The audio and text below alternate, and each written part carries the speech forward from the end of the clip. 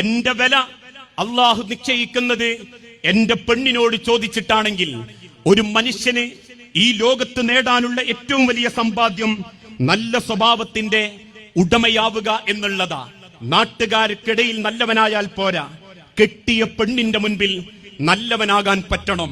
എന്റെ വില തീരുമാനിക്കേണ്ടത് എന്റെ ഭാര്യയാണെന്ന തിരിച്ചറിവോടെ ജീവിക്കാൻ സാധിക്കണം. അതല്ലേ ലോകത്തിന്റെ പ്രവാചകൻ പഠിപ്പിച്ചതും അക്മലുൽ മുഅ്മിനീന ഈമാനൻ, ഒരു വിശ്വാസിയുടെ ഈമാൻ പൂർത്തീകരിക്കപ്പെടുന്നത് അഹ്സനുക്കും ഖുലുഖ, അവന്റെ സ്വഭാവം നന്നാവുമ്പോഴാ.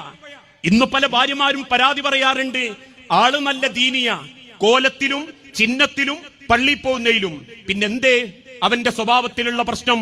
മൂക്കത്താ ദേഷ്യം, പെണ്ണിനെ തെറി പറയും, തല്ലും, ഒറ്റപ്പെടുത്തും, പരിഹസിക്കും, കുടുംബക്കാർക്കിടയിൽ ആ പെണ്ണിനെ പ്രയാസപ്പെടുത്തും, അതിനേക്കാളേറെ പട്ടിണിക്കിടും, മനസ്സ് വേദനിപ്പിക്കും. ഇങ്ങനെ പലതും ചെയ്യുന്നുണ്ടെങ്കിൽ അള്ളാഹുവിന്റെ തിരുദൂതൻ ഓർമ്മപ്പെടുത്തി, അഹ്സനുക്കും ഖുലുഖൻ വഖിയാറുക്കും ഖിയാറുക്കും ലിനിസാഇക്കും ഖുലുഖ. ജനങ്ങളിൽ ഏറ്റവും നല്ലവൻ തന്റെ കെട്ടിയ പെണ്ണിനോട് ഏറ്റവും മര്യാദയോടെ